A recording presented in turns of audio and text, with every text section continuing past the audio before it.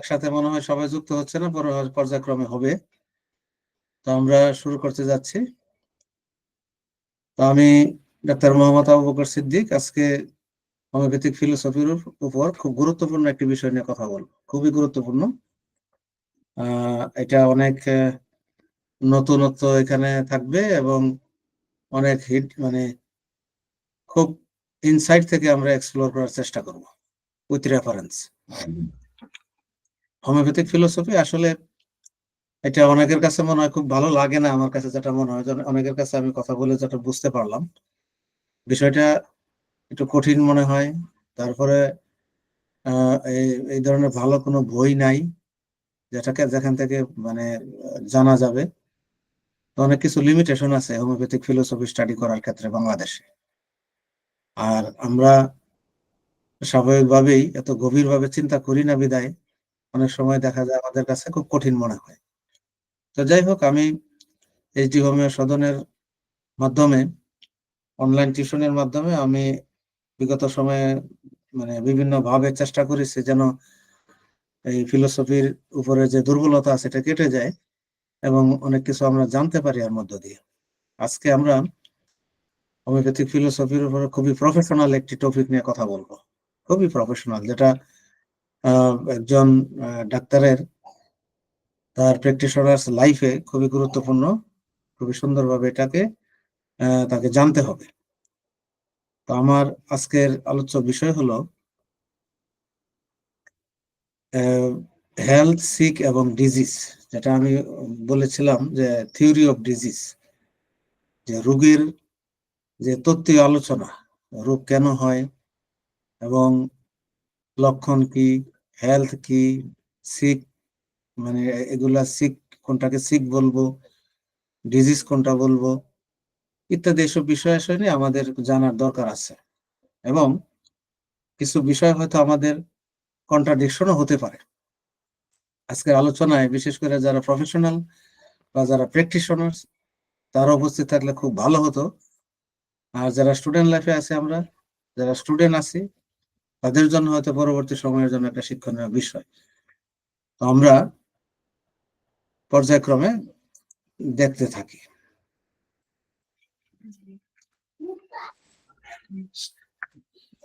আমরা health, sick এবং disease তিনটা বিষয় মাথায় রাখি। তিনটা বিষয় খুবই সহজ বলে মনে হবে, যে খুবই সহজ, যে হেলথ নিয়ে কি কথা বলা যায়, সিক নিয়ে কি কথা বলা যায়, ডিজিজ নিয়ে কি কথা বলা যায়, যেগুলো তো আমরা জানি। আমরা একটু বিষয়গুলোকে একটু ব্রেকডাউন করার চেষ্টা করি, যে healthy individual, sick individual, concept of disease, symptom এবং সিক ফ্রম বার্থ এবং বাই বার্থ আমরা অসুস্থ। এই বিষয়গুলো নিয়ে কথা বলবো। আমরা সবাই অসুস্থ, এই কথাটা মনে রাখি। হেলদি ইন্ডিভিজুয়াল বিষয়টা বোঝার চেষ্টা করি, আসলে হেলদি ইন্ডিভিজুয়াল বলতে কি বোঝায়। আপনারা আমার কথা শুনতেছেন তো, তাই না? ভালো ক্লিয়ার শোনা যাচ্ছে তো, না?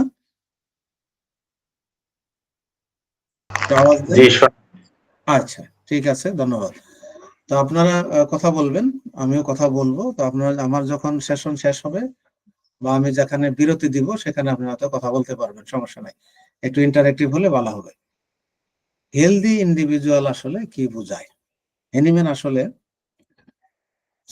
হেলদি ইন্ডিভিজুয়াল বলতে কি বুঝিয়েছিলেন, আমরা কি বুঝি, এবং হেনিম্যান আসলে কি বলতে চেয়েছিলেন, এইভাবে কিন্তু আজকের ক্লাসটা হবে, যে আমরা কি বুঝি বা আমরা কিভাবে বুঝতেছি এবং হেনিম্যান আসলে কি বলতে চেয়েছিলেন, কি বোঝাতে চেয়েছিলেন।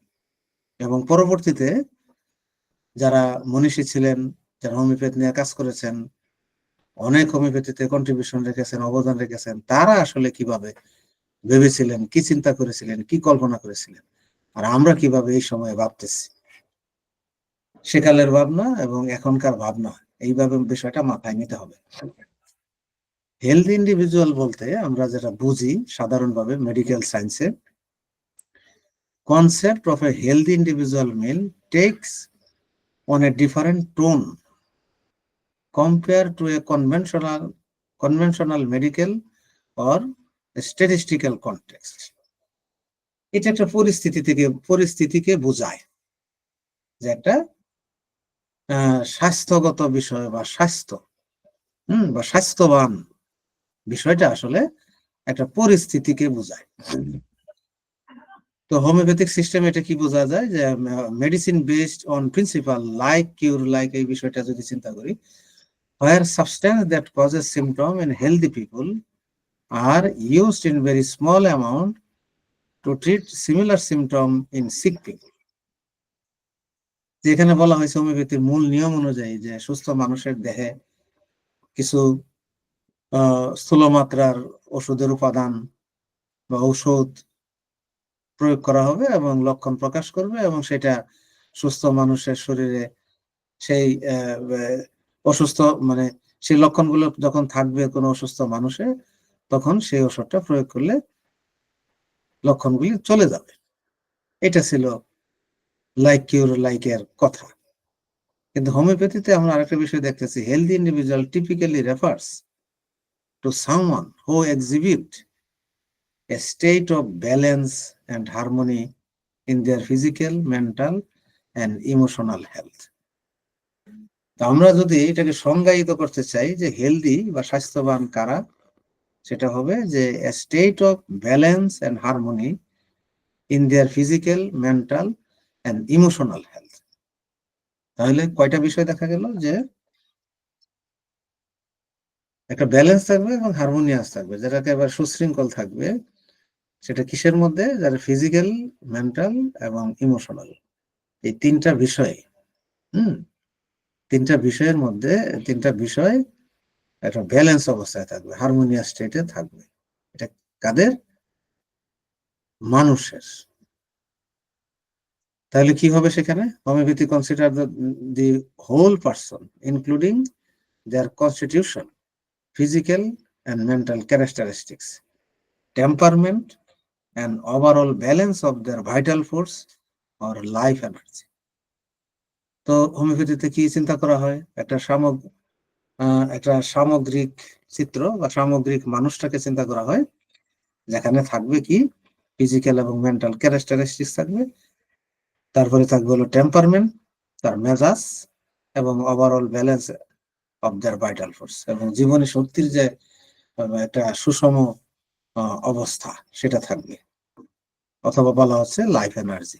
এটি হলো জীবনী শক্তি। অর্থাৎ এই ব্যালেন্স অবস্থায় যদি থাকে, হারমোনিয়াস স্টেটে থাকে, তাহলে আমরা বলবো সেটা একজন হেলদি ইন্ডিভিজুয়াল, অর্থাৎ একজন স্বাস্থ্যবান মানুষ। এটা কিন্তু আমাদের 2-3 শব্দে মনে রাখতে হবে। হেলদি ইন্ডিভিজুয়াল হলো যেটা হলো হারমোনিয়াস, ব্যালেন্স স্টেট এবং ফিজিক্যাল, মেন্টাল ক্যারেক্টারিস্টিক, টেম্পারমেন্ট, এগুলোর একটা ওভারঅল ব্যালেন্স থাকবে। ইমব্যালেন্স থাকলে সেটা হেলদি ইন্ডিভিজুয়াল হবে না। তাহলে হেলদি এটা একটা শব্দগত বিষয়, যেটা আমরা তার অর্থগত বিষয় আমরা বুঝতে পারলাম, তার মাত্রিকতাও বা বহুমাত্রিকতাও বুঝতে পারলাম। এটা হলো হেলদি। আর হোমিওপ্যাথিতে কি দেখা যাচ্ছে আমাদের, যে হোলিস্টিক অ্যাপ্রোচ বা হোলিস্টিক হেলথ, কনস্টিটিউশনাল হেলথ, আর ভাইটাল ফোর্স, ইন্ডিভিজুয়ালিটি এবং symptom free state. Holistic state নিয়ে আমাদের চিন্তা করতে হবে যদি হেলদি ইন্ডিভিজুয়াল নিয়ে চিন্তা করি। কনস্টিটিউশনাল হেলথ, যেটা এটা হলো স্ট্রং কনস্টিটিউশন, যেটা তার জেনেটিক বিষয়, যেটা হলো তাকে ঠিক রাখবে, ফিজিক্যাল এবং মেন্টাল মেকআপ তাকে বজায় রাখবে, এটা হলো কনস্টিটিউশন। এবং এটা effectively response to stress to maintain equilibrium.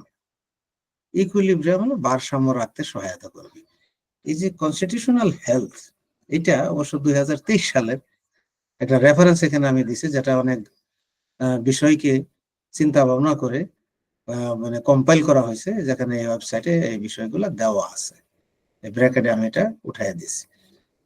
তো এটা হলো কনস্টিটিউশনাল হেলথ। আর ভাইটাল ফোর্স, এটা ছাড়া আমি হেলদি বিষয় চিন্তা করতে পারবো না।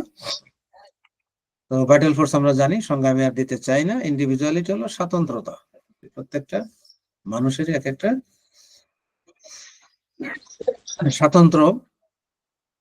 স্বতন্ত্রতা আছে, এবং সেটাকে মানে শনাক্ত করতে হবে, খুঁজে বের করতে হবে।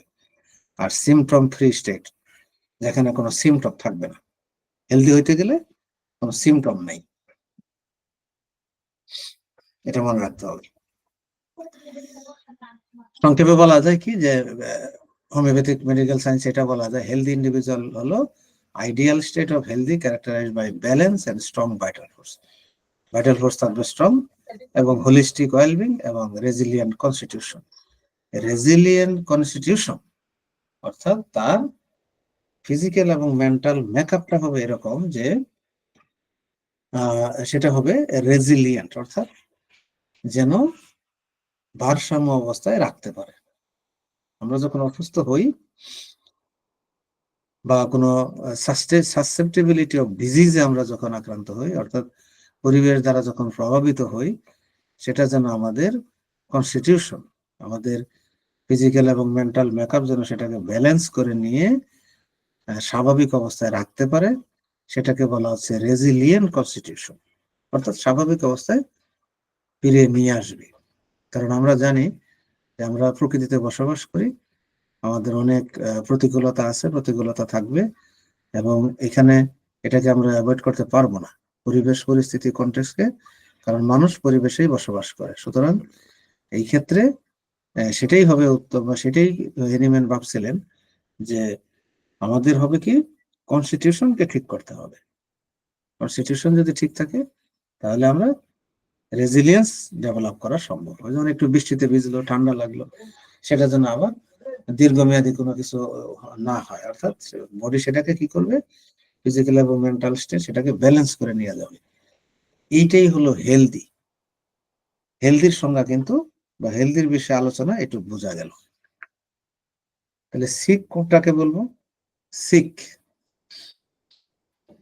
সিক হলো, সিক ইন্ডিভিজুয়াল হলো যে term of imbalance or disturbance in individual vital force. তার উল্টাটা, হেলদির উল্টা হলো সিক।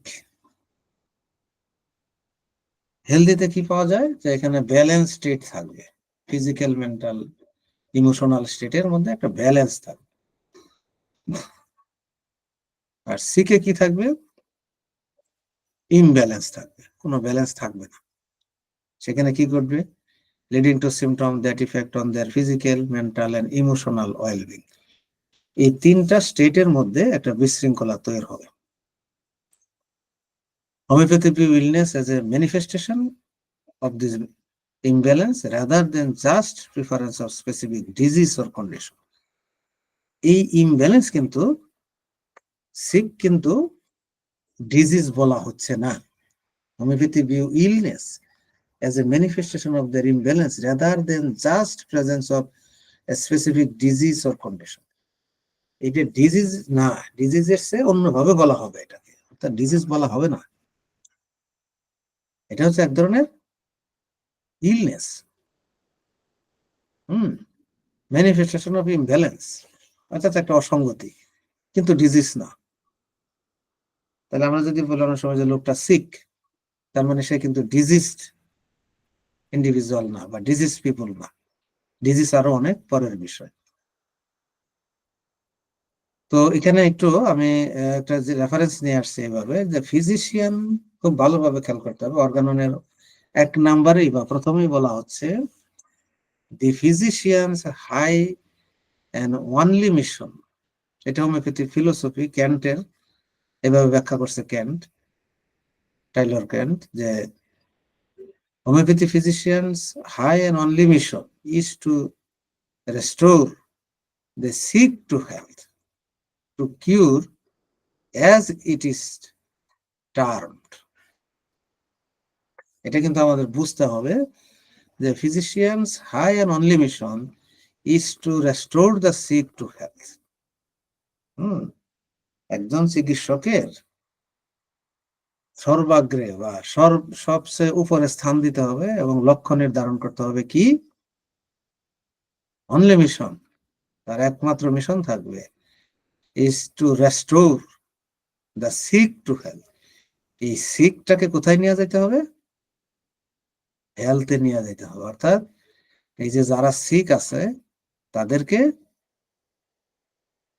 হেলদি স্টেটে নিয়ে যেতে হবে। হেলদি স্টেটে পৌঁছায় দিতে হবে, এটাই কিন্তু হবে একজন চিকিৎসকের প্রধান লক্ষ্য। আর সিক কারা আর ডিজিজ কারা? সিক হলো একটা ইমব্যালেন্স স্টেট। কিসের ইমব্যালেন্স? ফিজিক্যাল, মেন্টাল এবং স্পিরিচুয়াল ইমব্যালেন্স। এটা ডিজিজের চেয়ে আলাদা। এটা ডিজিজ বা কোনো কন্ডিশন এখানে বলা হচ্ছে না। তাহলে আমরা ডিজিজের কথা পরে আসতেছি। এইখানে হেনিম্যান বলতেছিল যে আমার একজন চিকিৎসকের মূল কাজ থাকবে, লক্ষ্য থাকবে, এই যে সিক পিপুল আছে, কিছু মানে এই যে ইমব্যালেন্স আছে, এই ইমব্যালেন্স মানে মানে ইমব্যালেন্স ওয়ালা মানে মানুষগুলিকে হেলদি স্টেটে ফিরাইয়া নিয়ে যাওয়া। আবার it is the sole duty of physicians to heal the sick. এই সিক দূর করতে হবে। এটা এখানে ডাব্লিউ এখানে দেওয়া আছে, এটাকে লগ ইন করলে সরাসরি আপনারা এই জিনিসটা পাবেন যে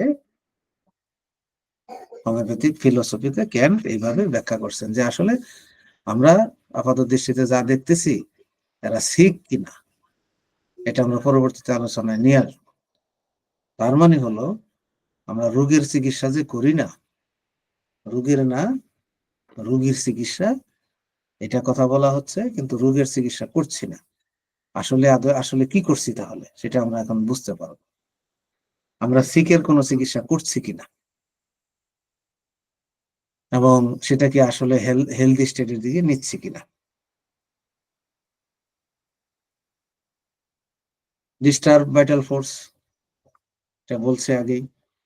ইন্ডিভিজুয়ালাইজ সিমটমস, অর্থাৎ ভাইটাল ফোর্স একমাত্র অবলম্বন, যেটা ব্যালেন্স স্টেটে থাকলে হবে হেলদি, ইমব্যালেন্স স্টেটে থাকলে হবে সিক।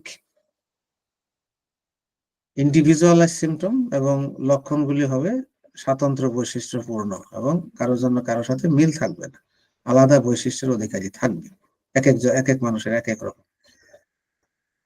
যেমন এখানে উদাহরণ দিয়ে বলার চেষ্টা হয়েছে যে overall condition of the individual rather than the disease level. These include both physical symptoms, example pain, fever ইত্যাদি, মেন্টাল, ইমোশনাল, যেগুলো অ্যাংজাইটি এবং ডিপ্রেশন। এগুলো হচ্ছে ইন্ডিভিজুয়াল, মানুষের ব্যক্তি বিশেষে আলাদা আলাদা হতে পারে এবং আলাদা আলাদা ভাবে চিন্তা করতে হবে। টোটালিটি অফ সিমটম, এগুলা মানে লক্ষণের সমষ্টি, এগুলাকে বিবেচনা করতে হবে, যেটা ফিজিক্যাল, ইমোশনাল, মেন্টাল অ্যাসপেক্টস, এগুলাতে চিন্তা ভাবনা করে সামগ্রিকভাবে চিন্তা করতে হবে। মডালিটিস অফ দ্য পিকুলিয়ারিটিস, হ্রাস বৃদ্ধি কখন হচ্ছে, অদ্ভুত কি বিষয় আছে সেগুলো দেখা। Dynamic nature of health and disease, এবং এটার যে ডাইনামিক যে মানে ধরন আছে সেটাও দেখতে হবে। ইন্ডিভিজুয়ালাইজ ট্রিটমেন্ট, এক একজনের এক এক ধরনের চিকিৎসা হতে পারে, একই লক্ষণ কিন্তু ব্যক্তি বিশেষে আলাদা হওয়ার কারণে এক একজনের এক এক ধরনের প্রেসক্রিপশন হতে পারে। তো এই যে আমরা সিক কথা বলতেছি, sick individual is one of those vital force is imbalance leading to unique symptom affecting their physical, mental and emotional well-being. এই যে ওয়েলবিং শব্দটা আমাদের মানে খেয়াল রাখতে হবে। ইমোশনাল ওয়েলবিং, ভালো লাগা, ওয়েলবিংটা হলো কি ভালো লাগা, বোধ বা ভালো লাগা ইত্যাদি, এই বিষয়গুলোকে আমরা বলতেছি ওয়েলবিং। তো এই যে এই সমস্ত বিষয়গুলি যদি ইমব্যালেন্স অবস্থায় থাকে, অর্থাৎ স্বাভাবিক না, দেখিয়ে মনে হবে যে লোকটা সবই ঠিক আছে, কিন্তু সে হয়তো এই ধরনের একটু একটু সে হয়তো রাগ বেশি, হয়তো একটু তার মানে একটু বোকা বা একটু কথা কম বলা বা যেটা হয়তো স্বাভাবিক দৃষ্টিতে কিছুই মনে হবে না, এটা যে আসলে এই ভাইটাল ফোর্সের ইমব্যালেন্স কিনা, এটা কিন্তু একজন ডাক্তারের বুঝতে হবে। আর ইমোশনাল ওয়েলবিং, যেটা হলো ভালো লাগা বোধ, যখন মানে দেখা যায় যে এই বিষয়টা হয়ে মানে তার ভালো লাগছে না, ঠিক মানে এটাকে ভালো মানে অনুভব সে করতে পারতেছে না, হুম, এই ধরনের বিষয়গুলি, পরিবেশ পরিস্থিতির আলোকে পরিবর্তন হয়ে যাচ্ছে ইত্যাদি, এই সমস্ত বিষয়গুলি কিন্তু আমাদের ভাবতে হবে যে সিক ইন্ডিভিজুয়াল, অর্থাৎ মানুষটি সিক, হুম, সিক হয়ে আছে।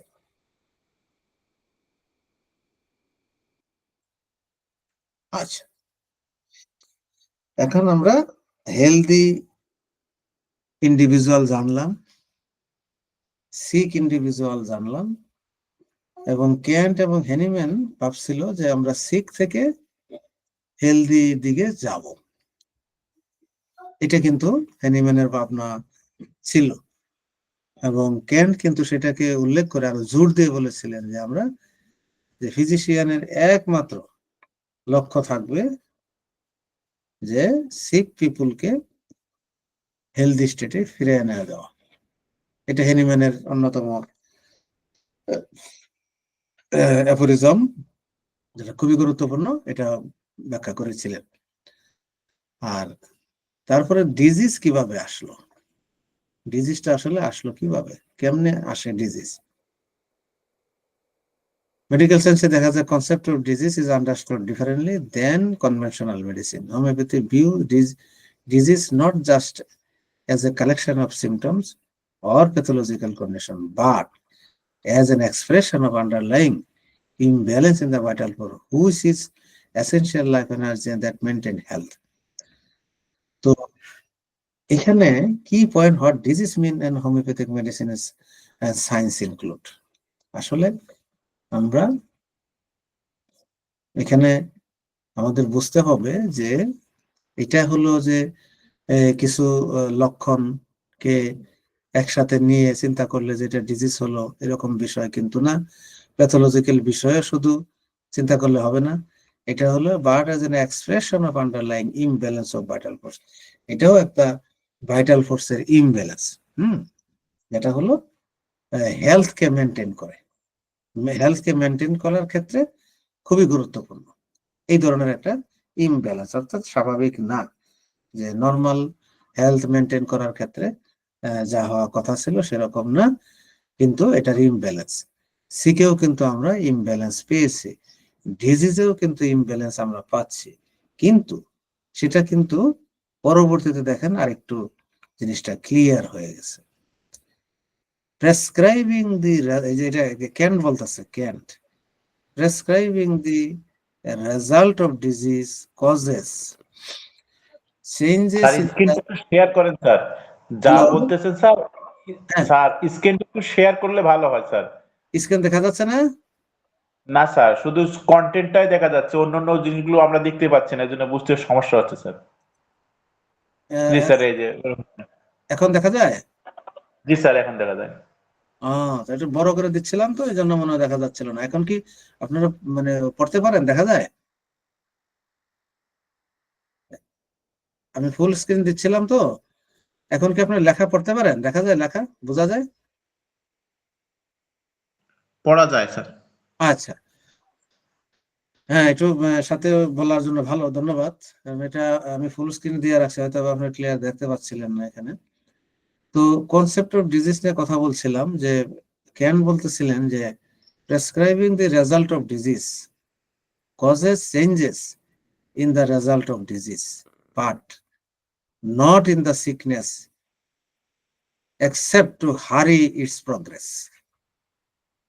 এই শব্দগুলি আসলে ইংলিশ মিডিয়াম থেকে যখন বাংলায় আসবে তখন এগুলো সহজে কিন্তু বঙ্গানুবাদ করা যায় না, বা বেশিরভাগ বই পুস্তকে এভাবে উঠায় তুলতে পারে নাই, তুলে ধরতে পারে নাই।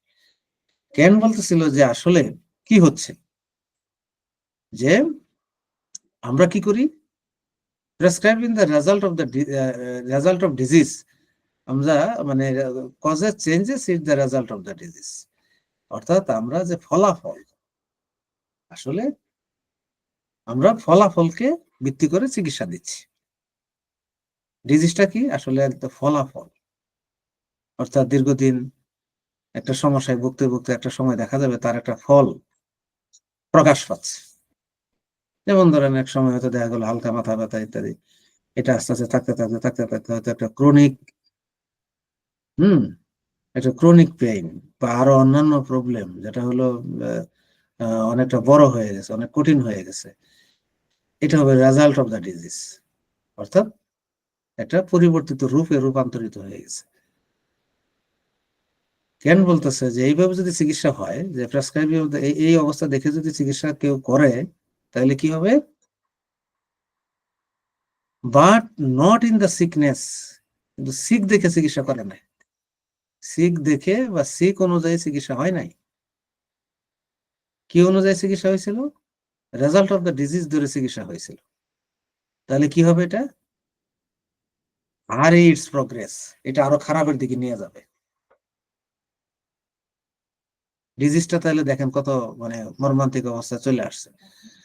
আমরা যদি শুধুমাত্র এই যে মানে ফলাফল দেখে, অর্থাৎ আমার এখন মাথা ব্যথা, আমার এখন হাঁটুতে ব্যথা, অনেকদিন ধরে ব্যথা, এটা দেখে আমি চিকিৎসা শুরু করলাম। হাঁটু ব্যথা কোথায়, কখন বাড়ে, কখন কমে, ওষুধ দিয়ে দিলাম।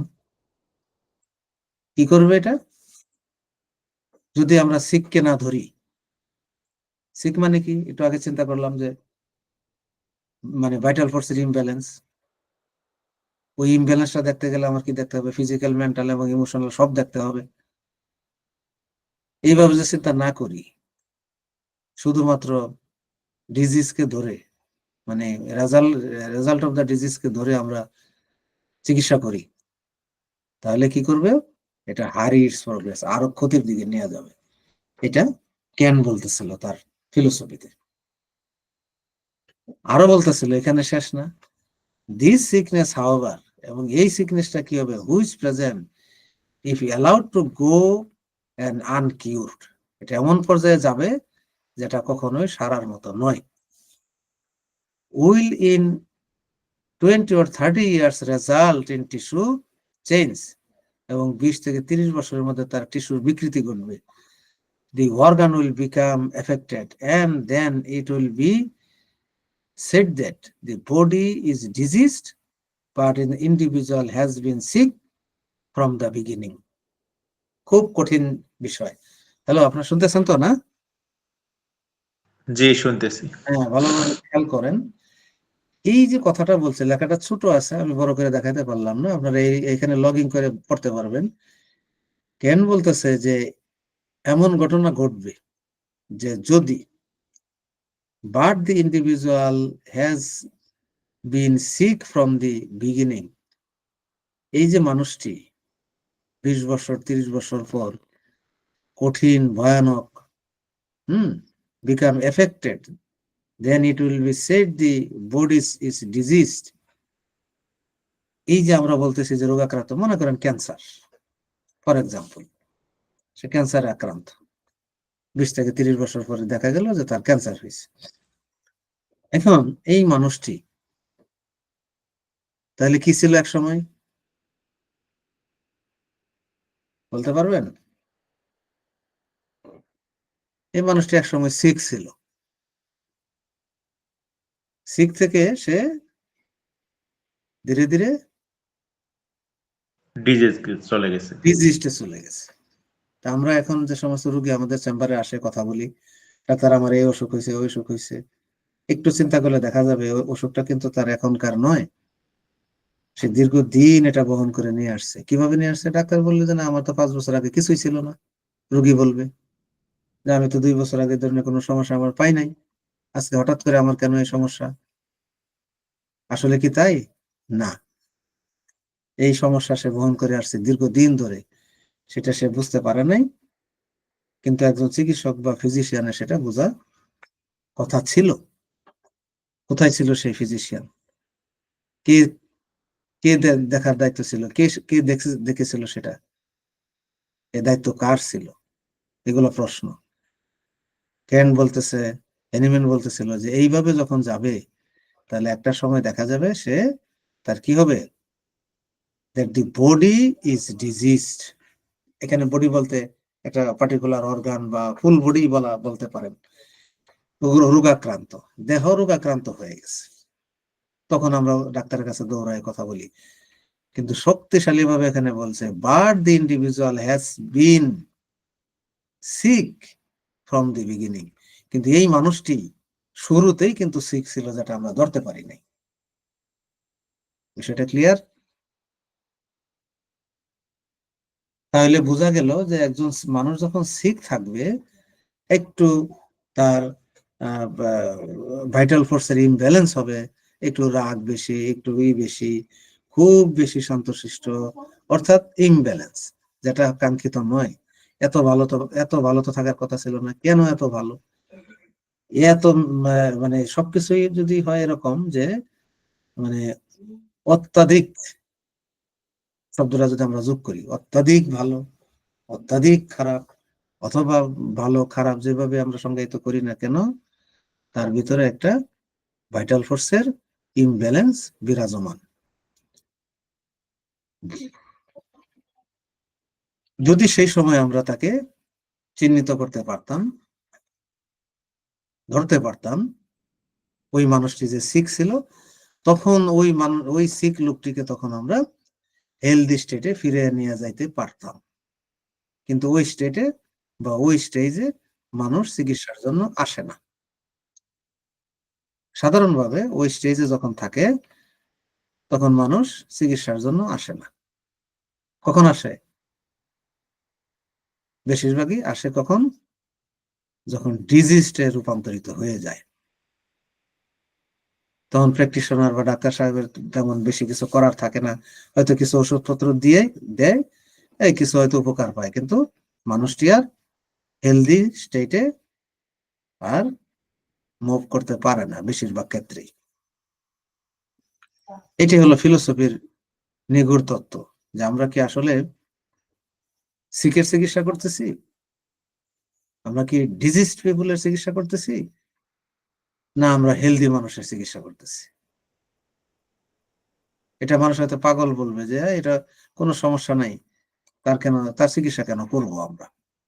একটু একটু সমস্যা, একটু রাগ টাগ আছে, একটু সামান্য সে এরকম অভ্যাস আছে, সমস্যা কি? কিন্তু এই মানুষটি কঠিন সমস্যায় তার ভিতরে কাজ করছে, যেটা হয়তো একটা সময় প্রকাশ পাবে, যেটা ডিজিজ আকারে,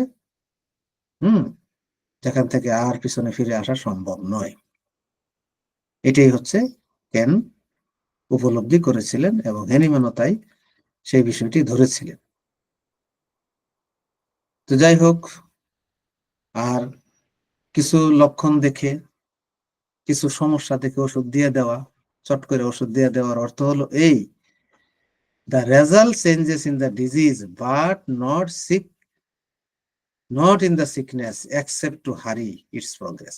ওটা আরো ভয়ানকের দিকে নিয়ে যায়। অর্থাৎ সেটা হোমিওপ্যাথিক হোক, অ্যালোপ্যাথিক হোক, যে কোনো পদ্ধতি চিকিৎসা হোক না কেন, সামান্য কিছু লক্ষণ টক্ষণ নিয়ে ওষুধপত্র দিয়ে দেওয়ার অর্থ হলো ওই ভবিষ্যতে তাকে আরো গভীর ভয়ানক, এই যে হারি ইটস প্রগ্রেস, এটাকে আরো ত্বরান্বিত করে এই সিকনেসটাকে, মানে কি তাকে এই সিকনেস থেকে তাকে আরো, মানে ডিজিজ থেকে আরো ভয়ানক ডিজিজের দিকে নিয়ে যাইতে থাকে।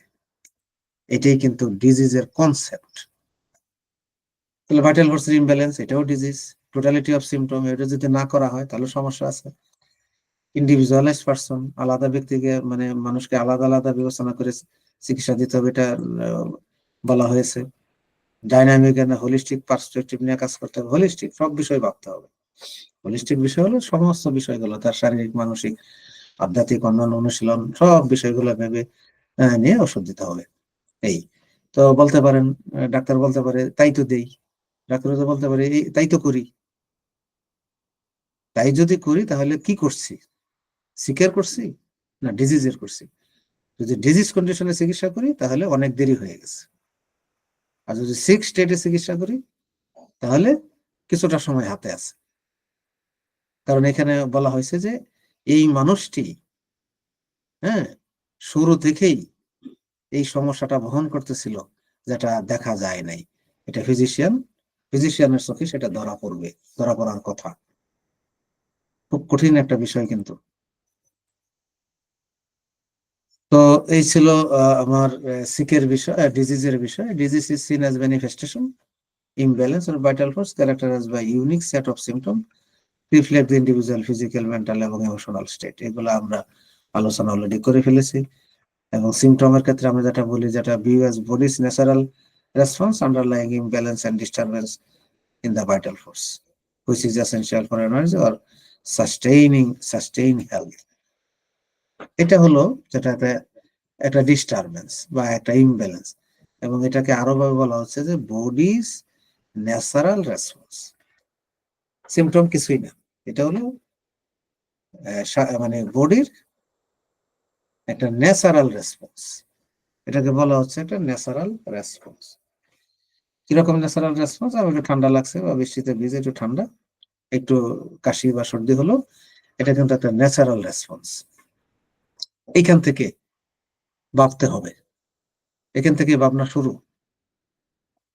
কেন আমার এমন হলো? মানুষটি কেন তার একটু ঠান্ডায় কেন এরকম সর্দি কাশি লেগে গেল, পাশাপাশি আরেকজনের লাগলো না? এই যে সিক ইন্ডিভিজুয়াল, এখান থেকে কিন্তু এটা কিন্তু সিকের লক্ষণ। ভালো, সবই ভালো, একটু ঠান্ডা লাগলো, বৃষ্টিতে ভিজলো, একটু সর্দি কাশি লাগলো, সিক। এটা সিক।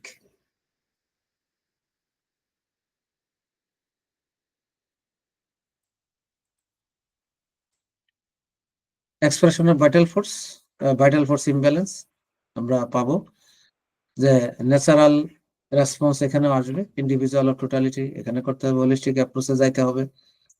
এটা বলছে অবশ্যই ক্যারেক্টারিস্টিক সিমটমের ক্যারেক্টারাইসিস করতে হবে, কি ধরনের কোনটা, এগুলোকে আলাদা আলাদা ভাবতে হবে। হ্রাস বৃদ্ধির বিষয়ে ভাবতে হবে, ডাইনামিক নেচার দেখতে হবে, যে আসলে যে symptom are seen as dynamic and changing rather than they're static, একই রকম থাকবে না। এটা চেঞ্জিং, পরিবর্তনশীল থাকবে। সময়ে এটা পরিবর্তন হয়ে আসতে পারে লক্ষণের। হিলিং ক্রাইসিস খুবই গুরুত্বপূর্ণ, যেটা হলো যে it appears the new symptom and temporary worsening of existing ones. একটা লক্ষণের পাশাপাশি আরো দুটা লক্ষণ তৈরি হয়ে গেল, পরবর্তীতে আসলো রোগী আসলো, এসে বলতেছে যে আমার তো এটা ছিল, তার একটা সমস্যা তৈরি হয়ে গেছে, নতুন কিছু সৃষ্টি হলো। যে এটাও কিন্তু ভাবনার বিষয়, যে যখন আমরা সিমটম নিব, তখন সামগ্রিক চিত্র যখন নিব, তখন এটাও নিতে হবে। ইন্ডিভিজুয়ালাইজ ট্রিটমেন্ট এবং স্বতন্ত্র ব্যক্তিকে আলাদাভাবে চিন্তা ভাবনা করে, অর্থাৎ ভিন্ন ভিন্ন ব্যক্তির ভিন্ন ভিন্ন ওষুধ হতে পারে, এটাকে মাথায় রেখে আমাদের চিকিৎসা করা। আরেকটা জিনিস খুবই বিতর্কেরও সৃষ্টি হতে পারে, কিন্তু এটাই সত্য। By born we are sick, আমরা এই বিষয়টা কথা বলি, এটা একটা গুরুত্বপূর্ণ, এটার মধ্যে দিয়ে আমাদের আলোচনা শেষ হবে। By born we are sick, জন্মগতভাবে আমরা কিন্তু অসুস্থ। এটা কি বিশ্বাস করেন আপনারা? না, আমাদের কাছে জিনিসটা নতুন মনে হচ্ছে। নতুন মনে হচ্ছে যে আমরা কিন্তু জন্মগ্রহণ করেছি অসুস্থ নিয়ে। ফিলোসফি বুঝতে হলে এইভাবেই ভাবতে হবে যে আমরা কিন্তু জন্মই হয়েছে অসুস্থ নিয়ে, অসুস্থতা নিয়ে আমরা পৃথিবীতে আসছি, অসুস্থতা নিয়ে আমরা পৃথিবীতে আসছি। বিষয়টা সহজ করে যদি বলি, যে can be understand through the concept of miasm. এটা মায়াজমের সাথে অন্তর্নিহিত সম্পর্ক। Inherited predisposition to certain chronic disease. এই যে ইনহেরিটেড প্রিডিসপোজিশন, বংশগতভাবে, যেটা আমার বংশের সাথে নিহিত, যেটা আমি ক্যারি করে নিয়ে আসতেছি। Inheritance susceptibility or imbalance that can manifest as illness throughout their lives, যেটা নাকি প্রবণতাটা সারা জীবন ব্যাপী চলমান। এইখানে ক্যান্ট বলতেছে কিভাবে, দেখেন, যে আমরা যে অসুস্থ নিয়ে জন্মগ্রহণ করলাম, ক্যান্ট কি বলে? The patient has same disease he had when he was born. শুনতে পাচ্ছেন? জি, শুনতে পাচ্ছি। ক্যান্ট কি বলতেছে? যে আমরা, the patient has the same disease he had when he was born. এখানে কিন্তু ডিজিজও বলছে, যে ডিজিজ না বলে সিক বলতে পারতো, কিন্তু ডিজিজ বলতেছে। সিকও হইতে পারে, কেউ সিক নিয়েও আসতে পারে, আবার কেউ ডিজিজ নিয়েও জন্মগ্রহণ হতে পারে। আমরা অনেক দেখছি এরকম যে ছোট বাচ্চারা জন্মগ্রহণ করছে বিরাট এক সমস্যা, এপিলেপসি। অথবা দেখা গেল যে অনেক দেখা গেল যে একজন শিশু বাচ্চা ডায়াবেটিস, শিশু বাচ্চা দেখা গেল অন্য সমস্যা, বড় সমস্যা, কঠিন সমস্যা, দেখেন নাই? এইগুলো কিন্তু আসলে আমরা দেখতেছি, কিন্তু এখানে একটা বিষয় আছে যে কিছুই নিয়ে আসলো না, সুন্দর একটা ফুটফুটে বাচ্চা জন্মগ্রহণ করলো, তখনও কিন্তু সে কি sick people, the patient has the same disease he had when he was born. এখন সে বয়স তার 40 বছর, ডাক্তারের কাছে চেম্বারে আসলো যে ডাক্তার আমার তো ডায়াবেটিস। তখন ডাক্তার বাবুর বুঝতে হবে যে তাহলে আপনার কতদিন ধরে ধরা পড়লো। পেশেন্ট বলবে যে এই তো 2 বছর হইলো। আসলে কি তাই? ফিলোসফির ভাষায় কিন্তু আসলে তাই না।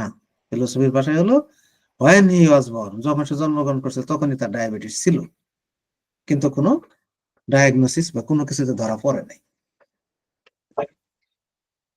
এটাই কিন্তু কেন বলতেছিলেন যে এই মানুষটি ডায়াবেটিস হবে 40 বছর বয়সের পরে বা 45 বছর বয়সের পরে। বিষয়টা একটু আশ্চর্য রকম লাগতে পারে, এটাই সত্য।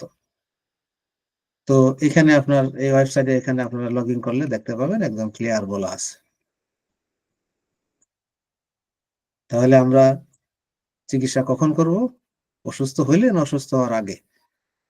অবশ্যই সিক কন্ডিশনে চিকিৎসা করতে হবে আমাদের। যখন আমরা হালকা কোনো সমস্যা ভুগতেছি বা ভুগি নাই, বা আমরা দেখতে মনে হয় সুস্থ, বা টুকটাক কোনো প্রবলেম একটু আছে বা নাই, এই অবস্থায় চিকিৎসা করতে হবে।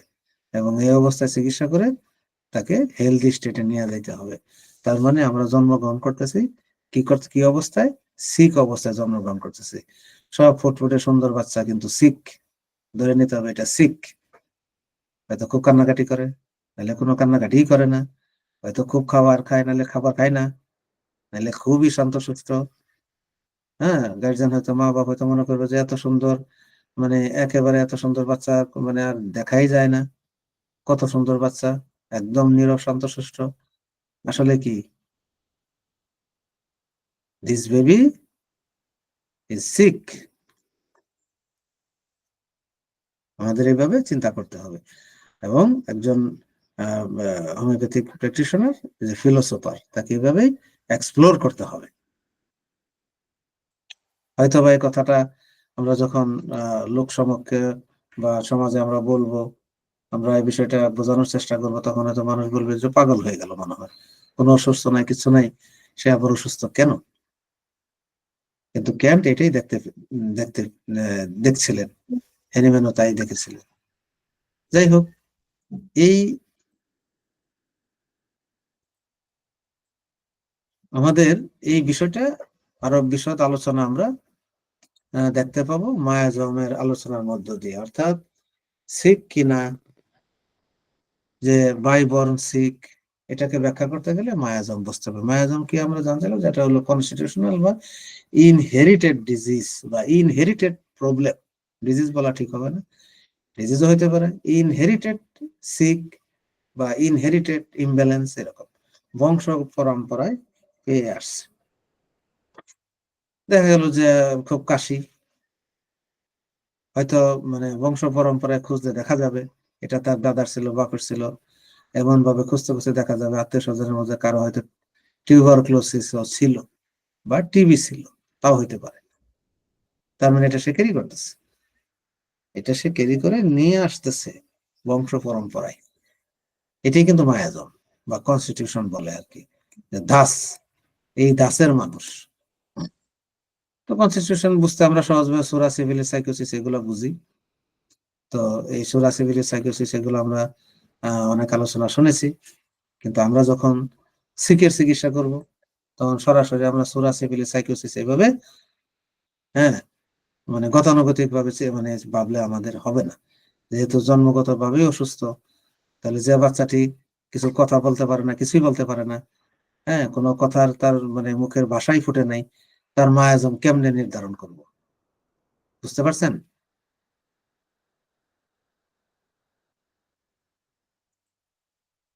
জি স্যার, শুনতেছি স্যার। ওই ওই সমস্ত শিশু বাচ্চার মায়াজম আমাদের বের করা বড় কঠিন। যখন আমরা ফিলোসফি নিয়ে চিন্তা করব, দার্শনিকভাবে বিশ্লেষণ করব, তখন আমরা তাকে ধরতে পারবো যে সে আসলে তার কি ধরনের চিকিৎসা দেওয়া প্রয়োজন।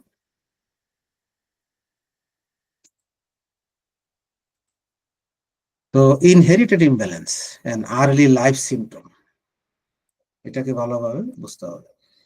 এটা হলো ইনহেরিটেড ইমব্যালেন্স, বংশগতভাবে ইমব্যালেন্স হয়ে আছে। এবং আর্লি লাইফ সিমটম, একেবারে আর্লি লাইফ, শিশু বাচ্চা মাত্র জন্মগ্রহণ করলে 1 সপ্তাহ বয়স মনে করেন হতে পারে, এই অবস্থায় তার সিমটম নিতে হবে। খুব মেধাবী, খুব ভালো, খুব শান্তশিষ্ট, খুব রাগী, খায় না, বেশি খায়, না দিলে খায়, না দিলে খায় না, দিলে খায়। এটা গর্ব করে, অনেকে গর্ব করার বিষয়, কিন্তু এটা গর্বের না, এটা ঝামেলা। একজন ফিলোসোফার, একজন ডাক্তার এইভাবে চিন্তা করবে যে আসলে সমস্যাটা কি, কেন এমন হচ্ছে। আর্লি স্টেটটাকে খুব ভালোভাবে দেখতে হবে। তার মানে ভবিষ্যতের কঠিন রোগের সংকেত বা নিশানা এখান থেকে বের করতে হবে। জেনেটিক এন্ড ইপিজেনেটিয়াল ফ্যাক্টরস, এগুলা খুঁজতে হবে এখান থেকে। কনস্টিটিউশনাল ট্রিটমেন্ট এখান থেকে বের করে নেওয়া যেতে হবে আর্লি স্টেট থেকে। কাজে এটা আমরা মনে করি যে হোমিওপ্যাথি এই যে বিশাল সম্ভাবনা, যেটা হলো পেডিয়াট্রিক সেকশনে বা শিশু চিকিৎসার ক্ষেত্রে হোমিওপ্যাথির একটা বিশাল ক্ষেত্র এখানে রয়ে গেছে, যেটা আমরা ডাক্তাররা বুঝতে পারি না। যে এই সুস্থ বাচ্চাটাই যে অসুস্থ, এটাকে খুঁজে বের করা, মানুষকে সেইভাবে সচেতন করা, বোঝানো। ভাইটাল ফোর্স ইমব্যালেন্স আলোচনা হয়ে গেছে অনেক, হোলিস্টিক এন্ড ইন্ডিভিজুয়াল অ্যাপ্রোচ এটা আলোচনা করেছি। সিক ফ্রম বার্থ এটা আলোচনা হয়ে গেছে, যে ইনহেরিটেড মায়াজম, এখান থেকে আমরা সিক ফ্রম বার্থ আমরা বের করে নিয়ে যাব। কনস্টিটিউশনাল রেমেডি বের করতে হবে আমাদের, যেমন সোরা সিভিলি সাইকোসিস ইত্যাদির ক্ষেত্রে বই পুস্তকে যেভাবে ওষুধের কথা বলা আছে সেটার মধ্যে সীমিত না থেকে আমাদের মানে ভাবতে হবে যে আসলে একটা মানুষ যে মানে তার জন্মগত অবস্থা থেকে শুরু করে তার মানে পারিবারিক এবং জেনেটিক এই সমস্ত বিষয়গুলো চিন্তা করে তার ওষুধকে নির্ধারণ করতে হবে। তারপরে হবে প্রিভেন্টিভ কেয়ার, যদি ওই অবস্থায় প্রিভেনশন নেওয়া যায় তাহলে হয়তো ভবিষ্যতে মরণ ব্যাধি বা জটিল বা দুরারোগ্য ব্যাধি থেকে নিরাময়, দুরারোগ্য ব্যাধি থেকে মুক্তি দেওয়া সম্ভব। তার মানে দুরারোগ্য চিকিৎসা শুধুমাত্র ওই অবস্থায় বা দুরারোগ্য স্টেজে করলে হবে না, আর আগে থেকে অনুসন্ধান করতে হবে, অনুসন্ধান করতে হবে। এই ছিল আলোচনা আজকে আমার, যে আসলে আপনাদের সাথে কতক্ষণ কথা বললাম সিক এবং হেলদি, এবং আমরা যে ভাই বোন অসুস্থ এটা নিয়ে আলোচনা করলাম। আশা করি আপনারা আমার কথা শুনতে পেরেছেন, হয়তো স্লাইডে ক্লিয়ার দেখতে পেয়েছেন, কেউ কেউ হয়তো মানে কিছু কিছু দেখতে পান নাই, কিন্তু আমি যে কথা বলছি সেগুলো হয়তো আলোচনা আপনাদের কাজে লাগবে। এই, কোন রকম প্রশ্ন আছে?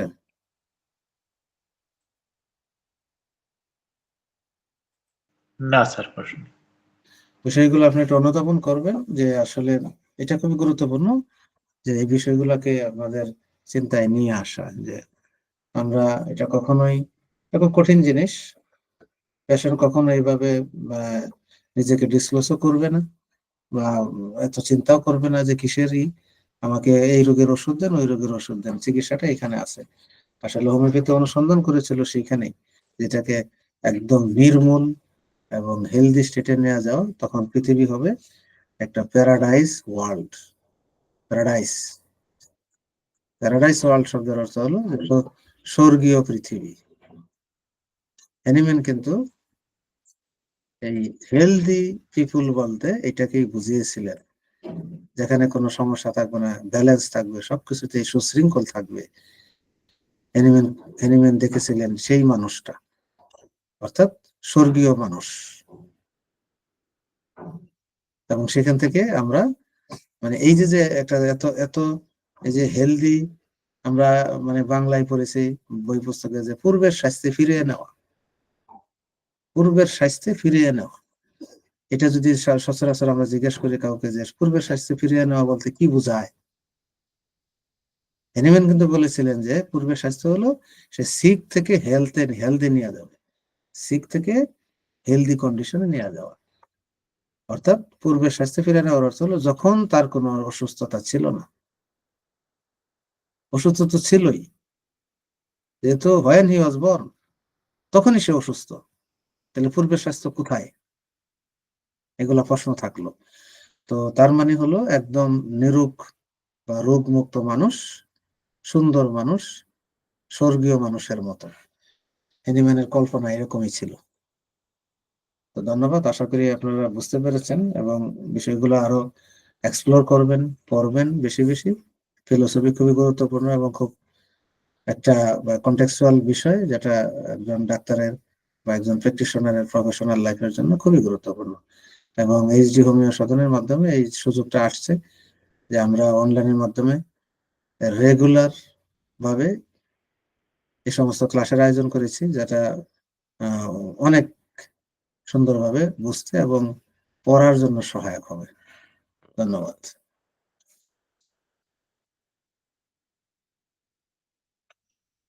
জয়ন্ত, ক্লাস রেকর্ডিং অফ করে দেন, হ্যাঁ।